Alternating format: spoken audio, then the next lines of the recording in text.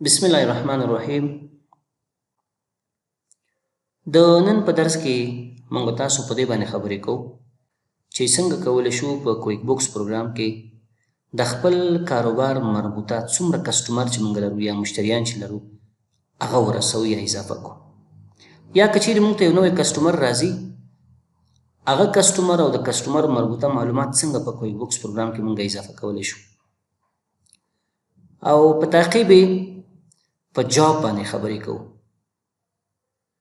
څنګه کولی شو د یو کسټمر مربوطه یو جاب په کویک بوکس پروګرام کې اضافه کړو. جاب نه هدف زما پروجیکټ دی. مونږه د یو ډونر څخه یو پروجیکټ اخلو، مثلا یو ساختماني پروژه مو واخیستله، نو دا پروژه یا جاب څنګه مونږ په کویک بوکس کې اضافه کولی شو، یا دغه جاب څنګه د یو کسټمر لپاره مونږ اډ کولی شو. ځکه جاب چې دی د کسټمر مربوط کیږي، نو جاب باید د یو مشخص کسټمر پورې اډ شي. کیدای شي ډېر داسې زموږ کسټمران اوسي، مثلا یو ان ډي پي یا یو ان، چې د هغه څخه موږ زیات جابونه یا پروجیکټ یې واخلو، نو دا پروجیکټ باید د هغه کسټمر پورې اډ شي. نو نن په همدې باندې خبرې کوو. نو خلاصه خبر دا ده چې نن موږ تاسو د کسټمر په جوړولو او دغه مربوطه جابس یا پروجیکټ اډ کولو باندې خبرې کوو. راځم کویک بوکس پروګرام ته. که چیرې موږ وغواړو په کویک بوکس پروګرام کې کسټمر اضافه کو یا دغه مربوطه جابس یا پروجیکټ اضافه کو، په څو طریقو باندې کولی شو. یوه طریقه خو دا ده چې تاسو په دا هوم پیج کې ګورئ، موږ سره هلته یو کمانډ په نوم د کسټمرز، چې په دې باندې کلیک کوو موږ ته کسټمر سنټر خلاصیږي. د دې ځای نه کولی شو موږ یو نوی کسټمر په کویک بوکس پروګرام کې اضافه کړو. بله طریقه دا ده چې داسې هم کولی شو چې راشو کسټمرز ته او بیا کسټمر سنټر خلاص کو او دلته راشو بیا نیو کسټمر باندې کلیک کو. او په دې شکل هم کولی شو چې راشو چېرته کمپنی مینو ته، دلته که چېرې تاسو وګورئ لیکلي دي بلک انټر بزنس ډیټیلز. د دې ځای نه هم موږ کولی شو په خپل کمپنی فایل کې خپل د بزنس مربوطه یو یا د یو څخه زیات کسټمران اضافه کړو. نو زه څه چل کوم، راځم کسټمر مینو ته او په کسټمر سنټر باندې کلیک کوم. د دې طریق نه غواړم یو کسټمر په کویک بوکس پروګرام کې اضافه کړم.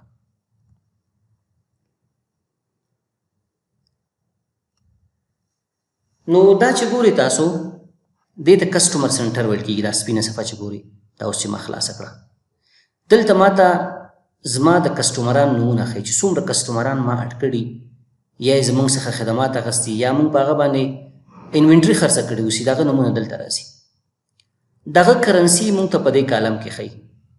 دا کرنسي کالم چې دی همیشه نه وي، کله چې موږ تاسو ملټیپل کرنسي فعاله کړو بیا دا کرنسي کالم دلته اضافه کېږي. او دلته دغه مربوطه بیلنس ښیي ماته.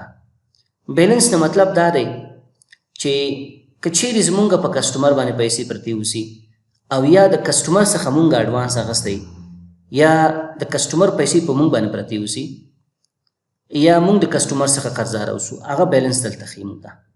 دې ځای کې د کسټمر مربوطه کوم ډاکومنټس که چیرې مونږ اټچ کړي هغه باید دلته مونږ ته ښیي. دې ځای کې چې ګورئ د کسټمر جنرل انفارمیشن مونږ ته دلته ښیي. دا ګورئ کسټمر انفارمیشن، عمومي معلومات، کسټمر نیم څه شی دی هغه دلته ښیي.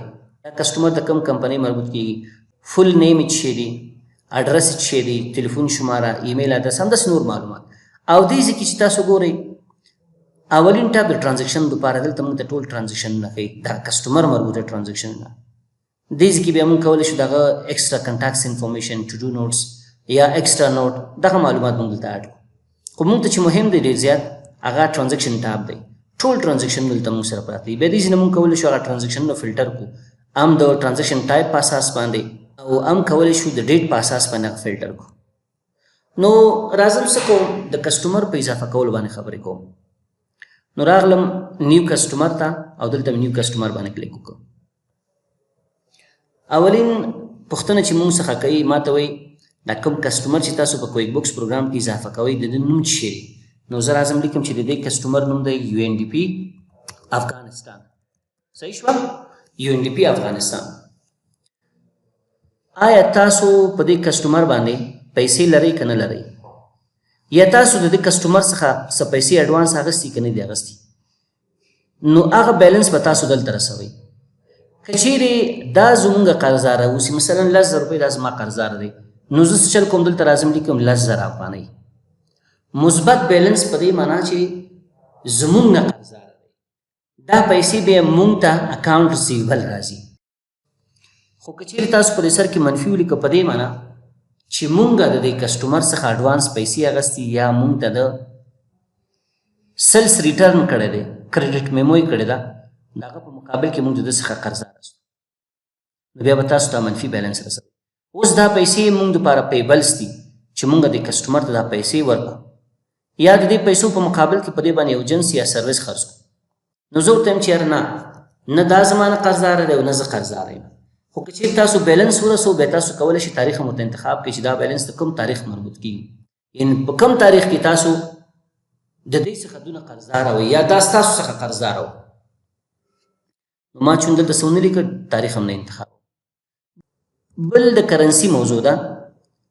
کله چې دا کسټمر زموږ څخه سروس اخلي، خدمات اخلي، یا موږ خدماتو ته وړاندې کوو یا په ده باندې انوینټري خرڅوو، دا پیسې چې موږ ته راکوي په کومو کرنسي باندې پیسې راکوي؟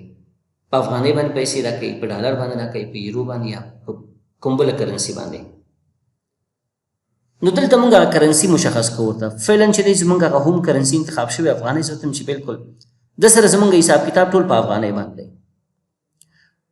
د هغه نه لاندې راځو، د هغه اډرس او دا نور معلومات د دی رسو. دلته اول ټاپ چې دی موږ سره د اډرس انفارمیشن دی. دغه UNDP افغانستان چې دی دا کومه کمپنۍ ده، کوم ارګنایزیشن دی، که چیرې ارګنایزیشن یا کمپنۍ، تاسو دغه کمپنۍ نیم لیکئ. زه ورته یم چې د ده کمپنۍ نیم دی UNDP افغانستان. دا فرق نه دی، یو اداره ده، هلته UNDP افغانستان ولیکو، دلته مې ولیکو. بیا دلته تاسو کولی شي هغه اصلي کس د هغه فوکل پوینټ کوم ریپرزنټیټیو چې دی دغه مربوطه معلومات ولیکئ. د مثال په طور باندې د دې ادارې هغه نماینده چې موږ ته معرفي شوی دی په نوم د مسټر فرید احمد، د ده مکمل نوم دی. دا کس چې دی د دې ادارې هغه ریپرزنټیټیو دی یا نماینده دی چې ما ته معرفي شوی دی. که دا لیک هم نه فرق نه کوي. بیا کله چې تاسو نوم ورسوو، دلته به تاسو دغه جاب لیکئ. دا کس دا مسټر فرید احمد څه کاره دی، هلته مارکیټینګ ډایرکټر دی، رئیس تجارتي دی د دې ادارې. نو طبعا چون دا غټه اداره ده، دا باید حتما یو تلیفون شماره ولري. نو تاسو کولی شئ دلته د دغه کس مربوطه تلیفون شماره یا د دې ادارې تلیفون شماره، هغه مین فون نمبر چې دغه هلته ورسوئ. مثلا زه راځم لیکمه مثبت 93 2000 4000 یا پوره 40,000 مې ولیکه. دا د دوی دغه دفتر مین فون نمبر شو. صحیح شوه؟ ورک فون نمبر همدا کاپي کوم، دلته مې پیسټ کوم. صحیح شوه؟ موبایل نمبر کې مونږ کولی شو شخصي دغه کس موبایل نمبر دلته ولیکو. که اوسي ویې لیکئ، که نه اوسي یا ناټ اپلیکیبل ولیکئ، او یا خالي همداسې پرېږدي. فاکس نمبر مثلا زه ورته یم چې فاکس نه لري دا اداره. اکثره کله چې مونږ تاسو د یو کسټمر سره ارتباط نیسو د فروشاتو په مورد کې، یا هغه کسټمر مونږ سره ارتباط نیسي د خدماتو په مورد کې، زیاتره وخت د ایمیل د طریق نه مونږ سره هماهنګي کوي. زیاتره کمیونیکیشن چې تاسو وګورئ په داخلي او خارجي اداراتو کې یا دولتي یا مؤسساتو کې، دوی زیاتره په ایمیل باندې یو بل سره کمیونیکیشن کوي، افهام و تفهیم کوي. نو طبعا دا UNDP افغانستان خو ډېر غټه اداره ده، نو دا به ځان ته یو رسمي ایمیل لري، ارتباطي ایمیل به لري. تاسو کولی شئ دلته دغه اصلي ارتباطي ایمیل ولیکئ. لیکم چې marketing@UNDP afghanistan.f CC ایمیل ادرس یا کاربن کاپی ایمیل ادرس. کله کله داسې کېږي چې مونږ یو ادارې سره چې ارتباط نیسو یا کوم موضوعات سره شریکو، هغوی مونږ ته وایي چې وروره کله تاسو مونږ ته ایمیل کوله، تاسو دغه ایمیل په CC کې ونیسئ. دا ایمیل کېدای شي د دوی د رئیس عمومي اوسي یا د هماغه ډپارټمنټ مربوطه د رئیس اوسي. نو تاسو کولی شئ دلته دغه ډپارټمنټ مربوطه هغه سی سی ایمیل ولیکئ. سی سی معنا کاربن کاپي. دا سی سی ایمیل چېرته استعمالیږي؟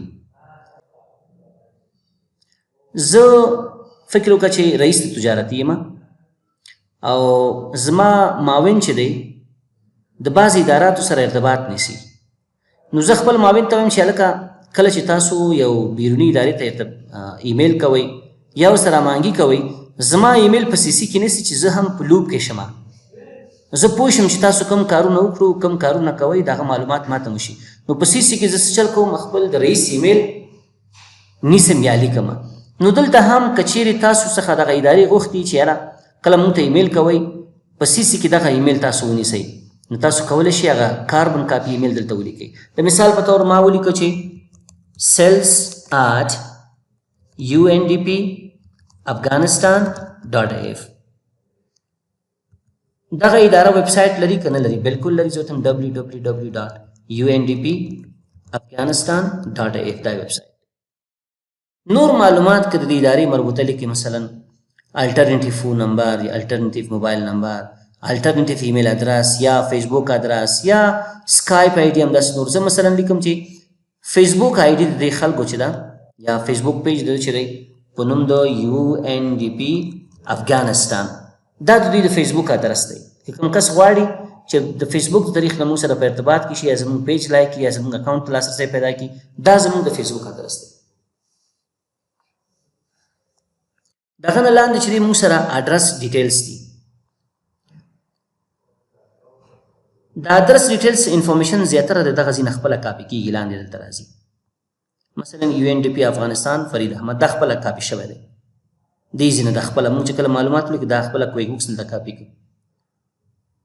نو کله چې موږ دغه کسټمر ته د UNDP افغانستان ته انوایس ورکوو، انوایس په کوم ادرس باندې باید ولیکل شي؟ صحیح ده؟ یو خو انوایس یا بل ټو ادرس دی، یو شیپ ټو ادرس دی. کله کله داسې کېږي زمونږ دغه UNDP افغانستان مشتري چې دی اصلي دفتر یو ځای کې، خو جنس یا زمونږ څخه چې کوم خدمات اخلي هغه ادرس جدا وي، بیا تاسو کولی شئ شیپ ټو کې جدا ادرس ولیکئ. نو زه څه چل کوم، اول لازم انوایس ټو یا بل ټو ادرس لیکم. ایډیټ باندې مې کلیک وکړو، اډرس کې دا لیکل شوی، دا زه پاکوم. څه کوم لیکم چې UNDP افغانستان، صحیح شوه. دغه نه لاندې راغلم، انټر مې کلیک کوم، لیکه چې ډسټرکټ نمبر 3 سټریټ نمبر 10 او هاوس نمبر اول. لاندې راځم سیټي کې لیکم کابل، سټیټ یا پروینس کې څه نه لیکم، زیپ کوډ کې لیکم 106، کنټري کې افغانستان لیکم، نوټ کې څه نه لیکم. دغه نه وروسته اوکې کلیک کوم. اوس تاسو وګورئ دا زموږ معلومات څومره ښایسته راغلي. کله چې زه دغه کسټمر ته انوایس جوړوم، نو انوایس ټو یا بل ټو کې به دغه معلومات راځي. اوس که چیرې زموږ دغه مشتري همدا یو دفتر لري، یعنې کله چې موږ انوایس ورته ورکوو هم دغه یو دفتر ته ځي دغه انوایس، یا زموږ څخه چې کله انوینټري اخلي، موږ چې کله انوینټري انتقالو هم دغه ادرس ته دی غواړي دا انوینټري زموږ څخه، نو بیا تاسو کولی شئ دغه معلومات کاپي کړئ شیپ ټو ادرس کې. که ته وایې چې نه دا یې اصل دفتر دی، د دوی کاري ځای چې دی بل ځای کې دی، کوم خدمات چې زموږ څخه دوی اخلي هغه یې دلته نه غواړي، بل ادرس کې غواړي، یا جنس چې موږ ورته انتقالوو د هغه ادرس متفاوت دی، بیا دلته راشي په اډ باندې کلیک وکړئ، هغه معلومات تاسو دلته ورسوئ. صحیح ده؟ او که یو شی اوسي بیا کاپي باندې کلیک کړئ، دا معلومات ټول خپله کاپي کېږي. اوکې کلیک دلته مو معلومات راغله، که ډیلیټ کوئ ایډیټ کوئ کولی شئ. صحیح شوه. دغه نه لاندې بل موږ سره پیمنټ سیټینګز ټاب دی. نو اوس خو په افغانستان کې هم دا قانون دی، په نورو دنیا کې هم دا قانون دی چې کله تاسو یو چاته خدمات وړاندې کوئ یا څوک ستاسو څخه قرضداره کېږي ستاسو د خدماتو په مقابل کې، یا تاسو څخه چې جنس واخلي، نو هغوی تاسو ته چې کله پیمنټ کوي، اکثره دا پیمنټ چې دی د بینک تھرو کوي، تاسو ته کیش تاسو ته نه درکوي. په افغانستان کې په دولتي اداراتو کې دا یو قانون جوړ شوی دی چې کله یو دولتي اداره بل دولتي ادارې ته یا یو فرد ته یا یو شرکت ته پیسې ورکوي، هغه پیسې شخص ته نه ورکوي، دغه ادارې بانکي اکاونټ ته پیسې انتقالوي. یا د مثال په طور باندې یو NDP افغانستان موږ ته پیسې لیږي د زموږ څخه یو څه قرضداره دی یو خدمات موږ وړاندې کړي ورته نو اوس زموږ بانک ته پیسې راغلې نو چې پیسې راغلې هلته هغه اکاونټ نمبر ذکر کېږي چې د کوم اکاونټ نمبر نه دا پیسې ستا اکاونټ ته ترانسفر شوي دي یا موږ بعضې اوقات ته پیسې ترانسفر کوو صحیح ده نو د دې کسټمر هغه اکاونټ نمبر خو موږ سره اوسي هغه بانکي معلومات موږ سره اوسي که نه اوسي بلکل د اوسي نو زه لیکم چې د دې اکاونټ نمبر دی 10,000 13,000 مثال په طور باندې صحیح شوه دې خوا که چیرې تاسو متوجه شئ بل موږ سره یو کمانډ دی په نوم د کریډټ لیمټ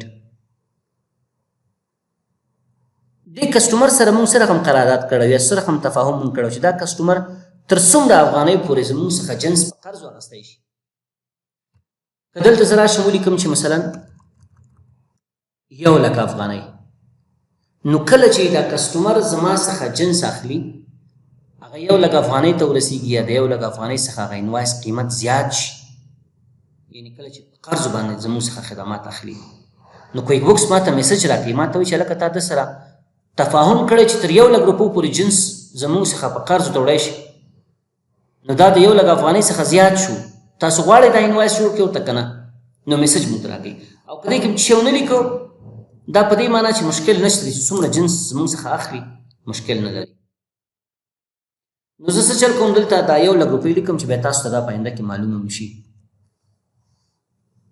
د هغه نه لاندې موږ سره بل کمانډ چې دی په نوم د پیمنټ ټرمز یادېږي پیمنټ ټرمز او پرایس لیول لیست باندې په بل لیکچر کې انشاءالله خبرې کوو چون دا پریکټیکل کار ته ضرورت لري نو دا اوس پرېږدو بل لیکچر کې په دې باندې خبرې کوو بل د هغه نه لاندې پریفرډ ډیلیوري میتود دی کله کله چې موږ یو جنس چې شی دته ډیلیور کوو نو دا معلومات انفارمیشن دوی سره موږ د کومې لارې شریکوو هغه میتود چې شی دی ایمیل دی که میل دی او که هېڅ نشته نن ما انتخاب کول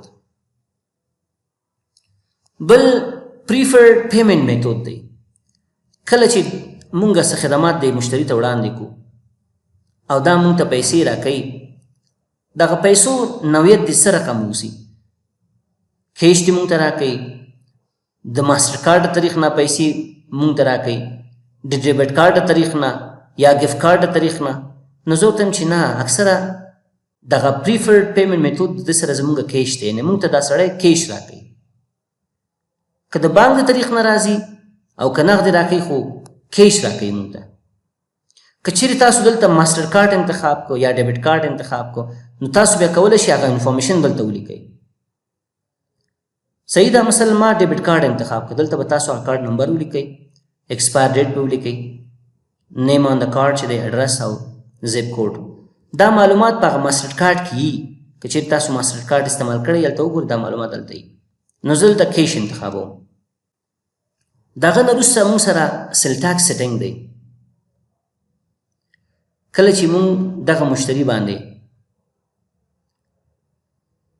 انوینټري خرڅو یا خدماتو ته وړاندې کوو دغه په مقابل کې موږ د ده څخه ټاکس اخلو نه اخلو یا دغه مشتری زموږ ټاکسیبل دی یا نن ټاکسیبل دی زه ورته نن ټاکسیبل انتخابوم که ټاکسیبل تاسو انتخاب کو بیا دلته تاسو کولی شئ هغه فیصدي مو ته مشخص کړئ 10% ټاکس په ده باندې تاسو چارج کوئ 15% 3% نو ما دلته نن ټاکسیبل انتخاب کو په دې باندې موږ مخکې هم خبرې کړې وي که چیرې موږ دې مشتري ته د ریسیلینګ اجازه ورکړي چې کوم انوینټري زموږ څخه اخلئ تاسو کولی شئ هغه ریسیل کړئ بیا تاسو هغه ریسیل نمبر دلته لیکئ دا دونه مهم موضوع نه ده د هغه نه لاندې بل ټاپ چې دی موږ سره په نوم د ایډیشنل انفارمیشن یادېږي دلته زموږ څخه پوښتنه کوي چې هلکه دا ستاسو کسټمر چې دی د ده نوعیت تاسو موږ ته مشخص کړئ څه رقم کسټمر دی هولسیل کسټمر دی ریټیل کسټمر دی صحیح ده انټرنل کسټمر دی فارین کسټمر دی تاسو کولی شئ دلته هغه د کسټمر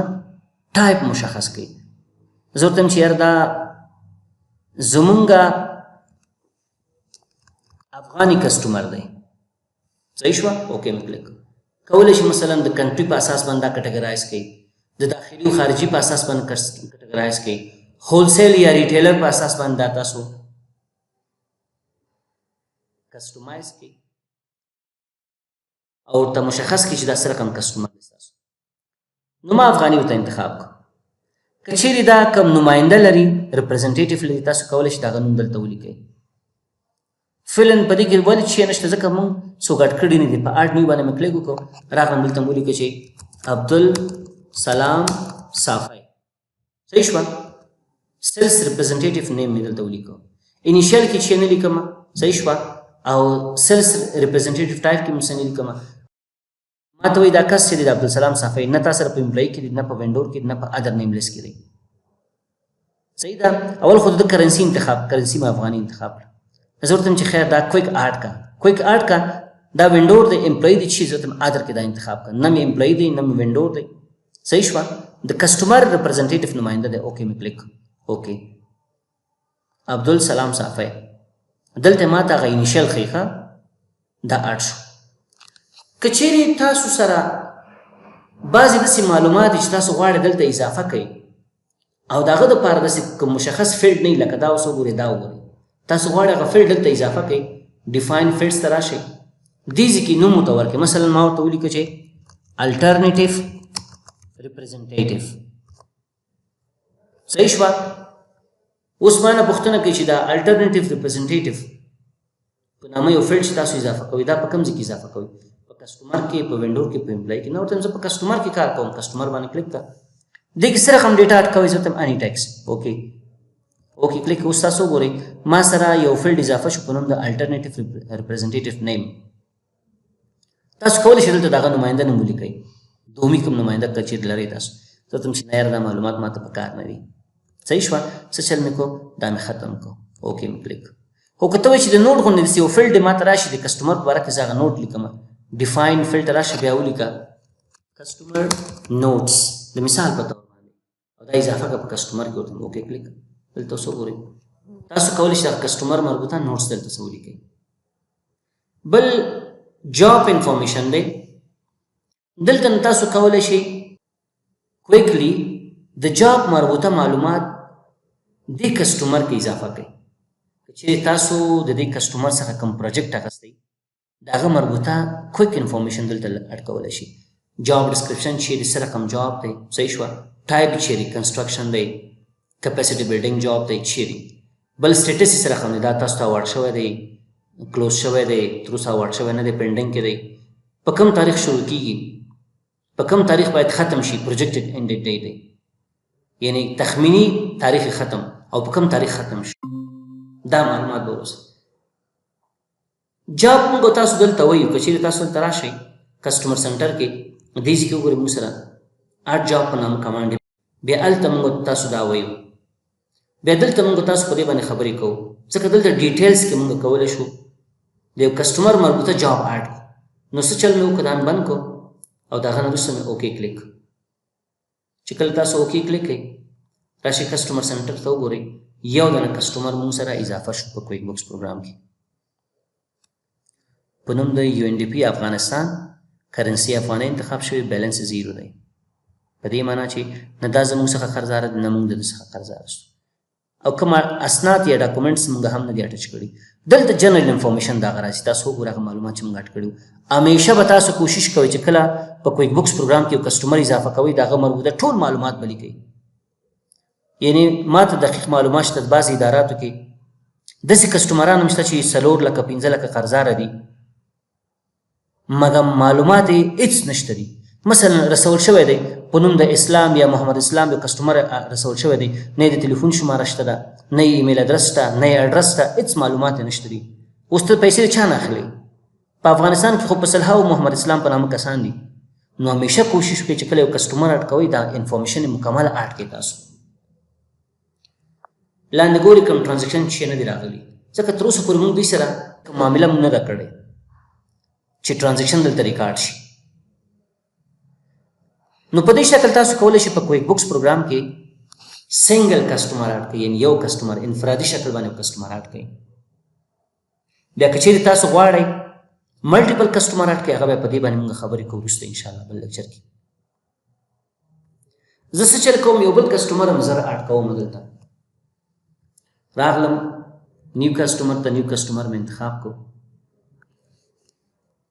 لیکم چې اوباما فاونډیشن په نامه باندې یو بل کسټمر اډ کوم.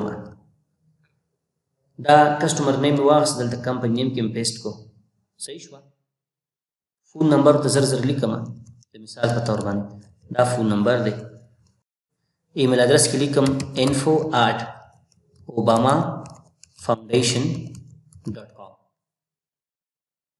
نور څه معلومات نه لیکم او کرنسی ورته ډالر انتخاب.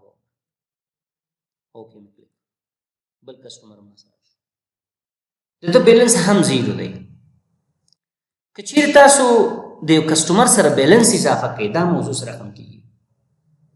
راغلم بیا دلته بل نوی کسټمر اډ کوم، تم چې زه په نوم د منسټري آف هایر ایجوکیشن، وزارت تحصیلات عالی افغانستان، په دې نامه باندې یو کسټمر اډ کوم. کرنسي مو ته افغانۍ انتخاب کړه، همدا معلومات مې کاپي کړو، کمپنی نیم کې مې واچولو او فون نمبر کې مې ولیکو مثبت 93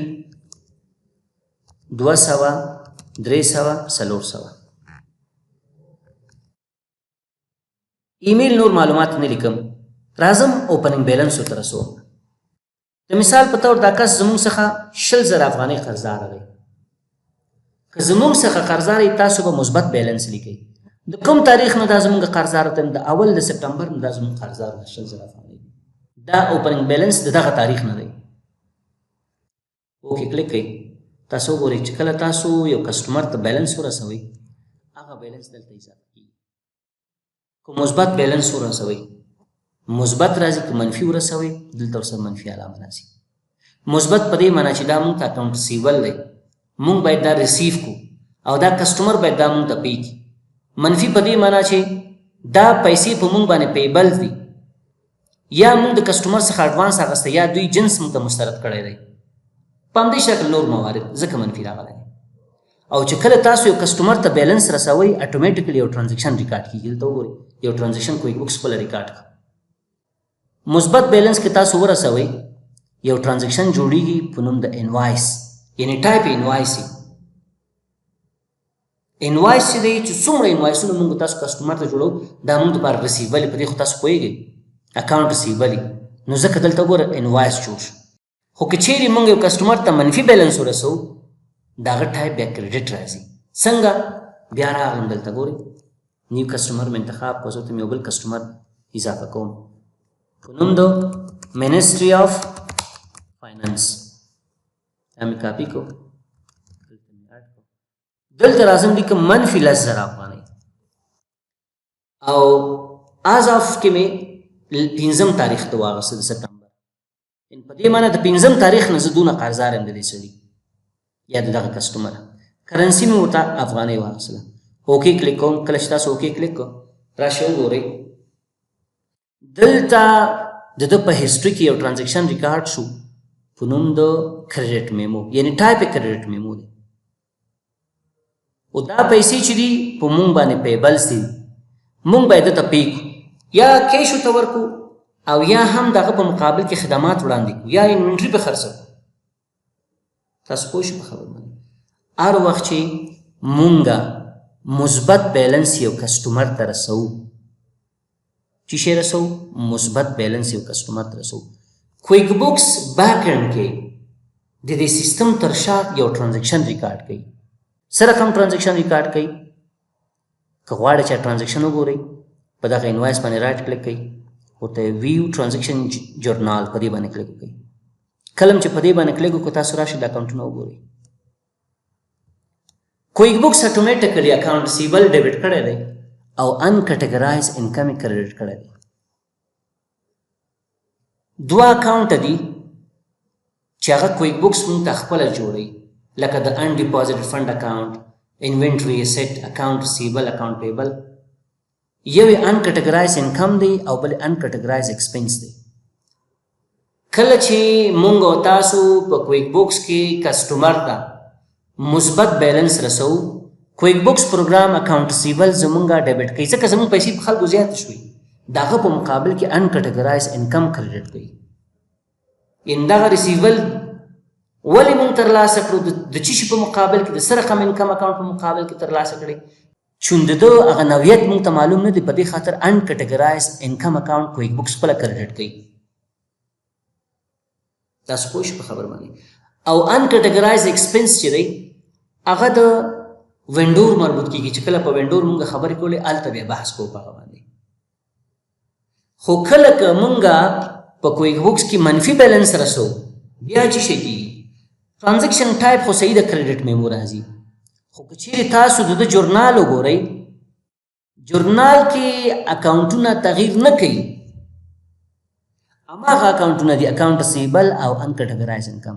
مخکې ځلې اکاونټ ریسیبل ډیبټ کړی ان کټګرایز انکم یې کریډټ کړی دا ځلې اکاونټ ریسیویبل کریډټ کو ان کټګرایز انکم یې ډیبټ کو. یعنې چې کله موږ مثبت بیلنس رسو اکاونټ ریسیویبل ډیبټ کیږي ان کټګرایز انکم اکاونټ کریډټ کیږي. خو چې کله موږ منفي بیلنس رسو ان کټګرایز انکم ډیبټ اکاونټ ریسیویبل کریډټ کیږي. قانون کې داسې نه دی. قانون کې داسې دی چې زمونږ پیبلز باید زیات شي ځکه موږ د خلکو څخه قرضه راکېږو. خو کویک بکس باکن کې دا کار کوي داسې ټرانزیکشن ریکارډ کوي.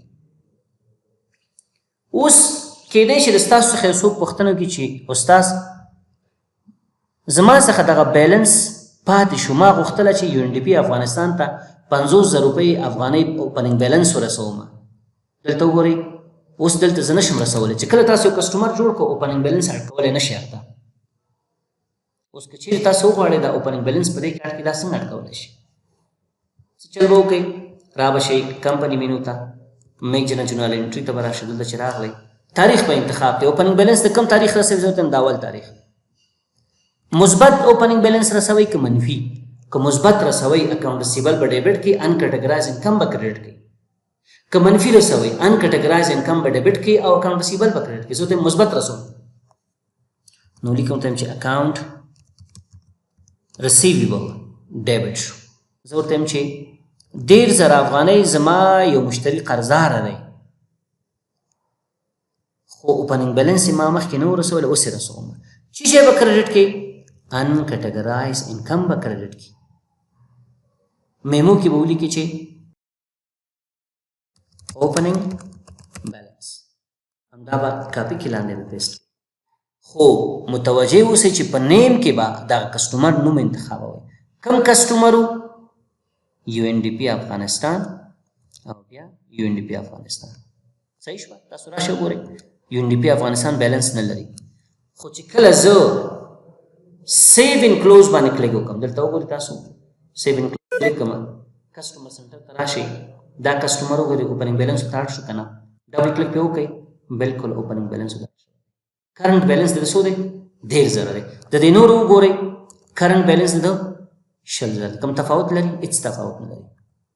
خو چې کله تاسو د جورنال د تاریخ نه یو کسټمر ته اوپننګ بیلنس رسوئ دغه ټرانزیکشن ټایپ جورنال راځي. خو که چیرې دوی نه مستقیم نیو کسټمر نه تاسو ورسوئ دغه ټرانزیکشن ټایپ چې دی انوایس راځي که مثبت بیلنس وي که منفي کریډټ میمو راځي. اوس که منفي بیلنس تاسو وغواړئ ورسوئ د مثال په طور راغلم دلته څه چل مې کړي نو کسټمر مې اډ کړو نوم د منسټري آف ایجوکیشن وزارت معارف اوکې مې کلیک. اوس دته غواړم منفي بیلنس ورسوم موږ د ده څخه اډوانس پیسې اخیستې را به شئ بیا کمپني مینو ته میک جنرال انټري ته به راشئ کرنسي به افغانۍ انتخاب کړئ تاریخ مثلا تاریخ کې انتخابوئ ما 5 انتخاب فکر وکړه 5 تاریخ باندې ما د دوی څخه اډوانس واخیست ان کټګرایز انکم به ډیبټ کړئ او اکاونټ ریسیویبل به کریډټ کړئ. کوم اکاونټ ریسیویبل افغانۍ اکاونټ ریسیویبل څومره پیسې دې اډوانس واخیستل 15,000 افغانۍ دلته مو لیکئ 15,000 افغانۍ. میمو کې به څه ولیکئ اډوانس received from customer copy paste او دلته به دغه کسټمر نوم رسوئ منسټري اف ایجوکیشن سیو ان کلوز باندې کلیک تاسو راشئ وګورئ منفي بیلنس اډ شو که نه شو بلکل منفي بیلنس اډ شو.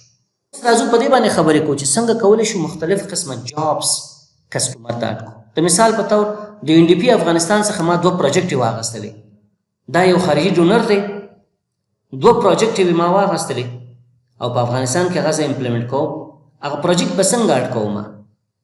زیاتره کسان پروجیکټ نه اډ کوي، د هغې حساب کتاب غلط دی. که چیرې تاسو غواړئ چې ستاسو د هرې پروژې نه څومره پیسې ترلاسه کوئ، په هرې پروژه کې څومره پیسې مصرف کوئ، تاسو به هغه کسټمر ته دغه پروجیکټ جدا جدا اډ کوئ تر څو جدا تاسو ته معلوم شي څومره پیسې دې دغه پروجیکټ څخه ترلاسه کړي او څومره پیسې دې په دغه پروجیکټ مصرف کړي، تر څو تا د ګټو تاوان یې معلوم شي. نو څنګه چل به وکړئ؟ یوه طریقه خو دا ده چې په هماغه کسټمر باندې به رایټ کلیک وکړئ، لاړ به شئ اډ جاب باندې به کلیک کړئ. بله طریقه دا ده چې را به شئ نیو کسټمر ته اډ جاب به انتخاب کړئ. جاب چې انتخاب کړئ دلته به تاسو راشئ جاب نیم به اډ کړئ. څه نوم ورته ورکړئ؟ مثلا د NDP څخه ما یو پروجیکټ واخیسته په نوم د څه شي چایلډ پروټیکشن.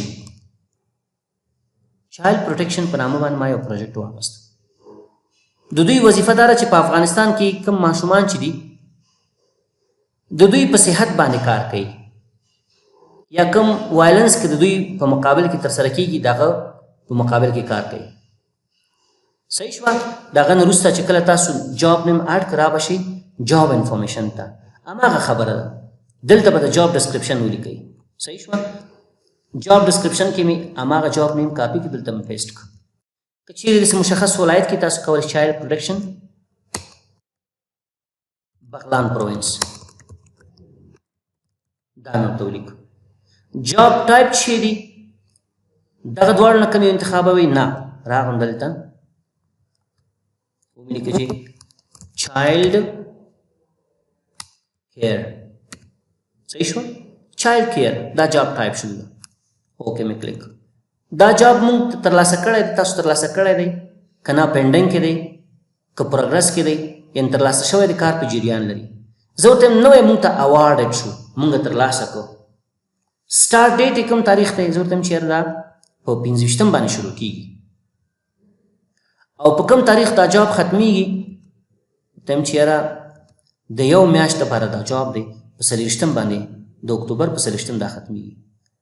اینډ ډیټ یې دا خو پروجیکټډ اینډ ډیټ شو، یعنی هغه تخمینی اینډ ډیټ یې دا دی. بیا په کوم تاریخ ختم شو بیا تاسو هغه پروجیکټ ته ګورئ چې پروجیکټ په کوم تاریخ په حقیقت کې ختم شوی، هغه به تاسو لیکئ. که دا تاریخ یې که دی نه مخکې که دی نه وروسته. د هغه نه وروسته به تاسو اوکې کلیک کوئ، راشئ تاسو وګورئ یو دانه جاب دلته اډ شو که نه؟ بلکل اډ شو. په همدې شکل که بل جاب اډ کوئ، په همدې کسټمر باندې رایټ کلیک کوئ، اډ جاب ته راشئ. بل جاب زه اډ کوم په نوم د وومن کپاسټي بلډینګ. همدا کاپي کوم، راځم جاب انفارمیشن ته، دلته دا پیسټ کوم. جاب ټایپ کې مې څه چلو که دا ځل مې ولیکو کپاسټي بلډینګ. اوکې مې کلیک. دلته مې ورته ان پروګرس انتخاب کړه، مطلب پروجیکټ مونږ اخیستی کار جریان لري. په کوم تاریخ دا شروع شوی دا پروجیکټ؟ په اول باندې. په کوم تاریخ باندې ختمیږي؟ په 30 باندې. نو اینډ ډیټ یې مونږ ته تر اوسه صحیح معلوم نه دی. وکړئ بل جاب مونږ سره اډ شو. په دې شکل تاسو کولی شئ په لسهاو په سلهاو جابونه خپل کسټمرانو ته اډ کړئ. که هغه ساختماني پروژې، که صحي پروژې، هر رقم پروجیکټ تاسو چې د کسټمر مربوط کیږي تاسو ته اډ کولی شئ. نو دا زموږ ستاسو د نن ورځې درس.